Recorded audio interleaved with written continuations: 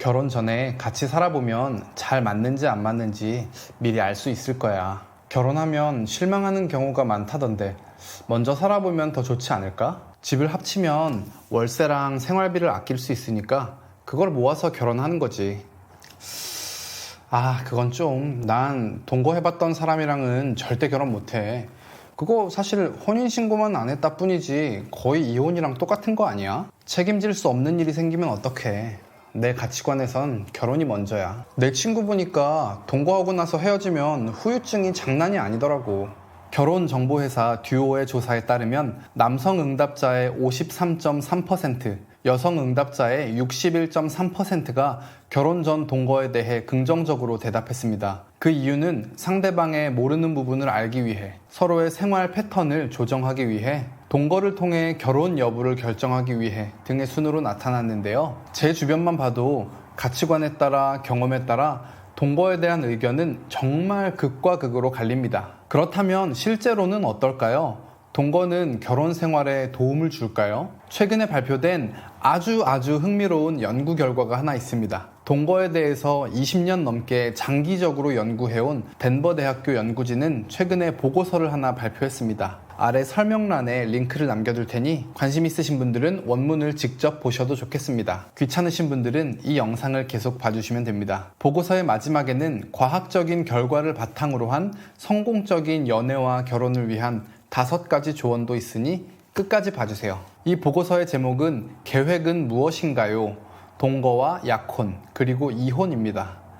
다음 페이지를 보면 친절하게 요약을 제공합니다. 한번 볼까요? 50에서 65%의 미국인이 결혼 전 동거가 관계의 성공 가능성을 높인다고 생각한다. 특히 젊은 미국인들은 동거의 유익한 효과를 믿으며 동거를 결혼 전 관계에 대한 의미 있는 테스트로 여기는 경향이 높다. 그러나 오랫동안 결혼 전 동거가 이혼 위험과 관련이 있다는 연구가 있었고 이것은 일반적인 통념과는 상반되는 결과이다. 결혼 전 동거를 하는 커플이 70%에 달한다. 언론과 학술 저널에서도 이 주제에 대한 논란이 많았다. 일부에서는 혼전 동거가 그저 선택일 뿐이며 이혼 사이의 연관성은 크지 않다고 하고 다른 일부에서는 동거 경험이 결혼 생활의 어려움을 겪을 가능성을 높인다고 한다. 이 연구는 2010년부터 2019년 사이에 처음 결혼한 미국인들의 전국 표본을 사용했고 2022년에 이 커플의 결혼 안전성을 결혼 전 동거 여부와 시기에 따라 조사했다. 이 보고서의 주요 결과는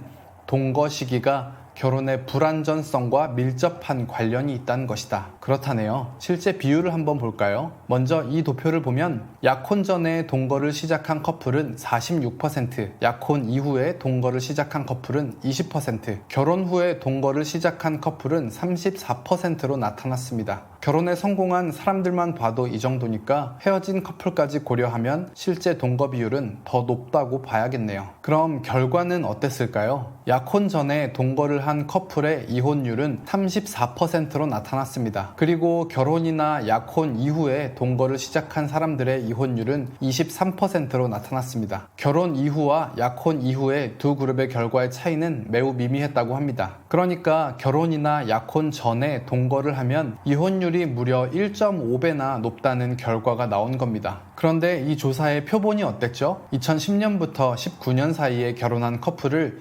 22년도에 조사한 겁니다. 3년에서 12년의 결혼 기간 동안의 이혼율이니까 사실 이후의 수치는 더 올라갈 수도 있다는 말이 됩니다. 특히 동거의 이유에 따라서도 이혼율의 차이가 있는데요. 재정적인 이유로 동거를 한 커플의 이혼율은 무려 40%였고 이 사람하고 잘 맞는지 관계를 시험해보고 싶어서 동거를 한 커플의 이혼율도 3분의 1이 넘었다고 합니다. 물론 하나의 결과로 모든 것을 사실로 단정하기에는 무리가 있습니다.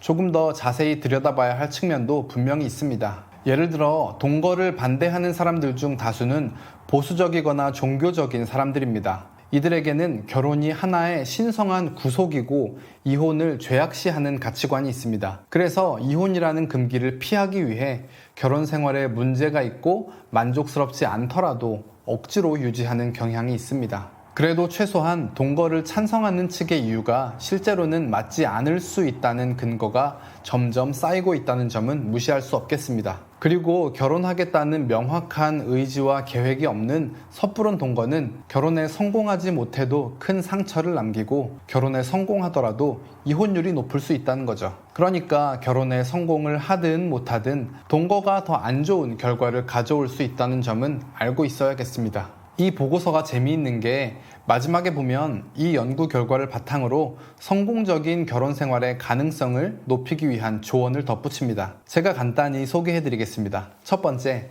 결혼 전에 동거를 하면 성공적인 결혼 생활을 하게 된다는 말은 근거가 없으니 믿지 마세요. 동거를 하다가 이 사람은 아니다 싶어서 갈라선 사람은 분명히 이득을 봤다고 할 수도 있겠죠. 하지만 반면에 동거를 시작했지만 그 관성에 갇혀서 빠져나오지 못하고 결혼까지 가게 된 사람들도 많을 겁니다. 동거를 한다면 그만큼 헤어지는 과정도 어렵다는 말이죠. 두 번째, 속도를 늦추세요. 관계를 너무 서둘러서 진전시키지 말고 연애부터 결혼까지 이어지는 과정을 신중하게 하라는 겁니다. 최소한 두 사람이 결혼이라는 약속에 동의하고 가족과 주위 사람들이 다 아는 약혼에 준하는 단계까지는 동거에 주의해야 한다고 합니다. 미래에 대한 명확한 상호 간의 계획과 동의가 우선이라는 겁니다. 세 번째, 미끄러지지 말고 결정하세요. 어영부영 구렁이 담 넘어가듯 하지 말고 의사 표현과 결정을 명확하게 하라는 말입니다.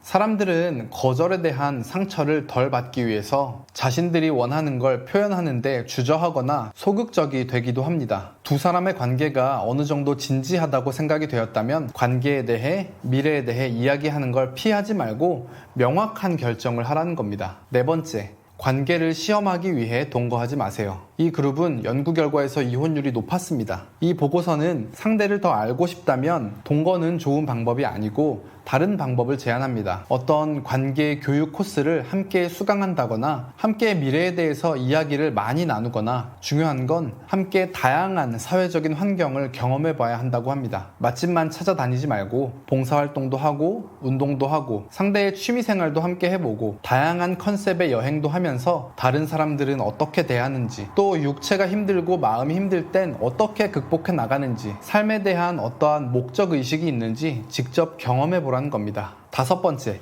비용을 절약하기 위해 동거하지 마세요. 이 그룹은 이혼율이 가장 높았습니다. 생활이 너무 어렵다면 물론 또 다른 이야기가 될 수 있지만 돈과 같은 외부적인 요인으로 관계를 설정한다는 말은 나중에 돈으로 인해 언제든지 갈라설 수 있다는 말이기도 합니다. 물론 요즘 관계에서 돈이 중요하다는 건 부정할 수 없습니다. 하지만 돈은 관계의 한 측면이지 전체는 아니라는 점을 알아야겠습니다. 결국 두 사람이 상호 간의 이 관계를 어떻게 정립하느냐가 중요한 것 같습니다. 다른 사람과 인생을 함께 살아간다는 건 인간과 삶, 세상에 대해 비슷한 방향을 추구한다는 말이기도 합니다. 그럼 어떻게 잘할 수 있을까요? 가장 간단한 방법은 일상과 세상을 읽는 저의 채널을 구독하시는 겁니다. 구독과 좋아요, 알람 설정 부탁드립니다. 오늘 소개해드린 연구가 여러분의 생각과 비슷하신가요? 동거와 결혼, 관계에 대한 여러분의 생각을 아래 댓글에 남겨주시면 더 유익한 영상이 되지 않을까 생각합니다. 오늘 영상 끝까지 봐주셔서 감사합니다.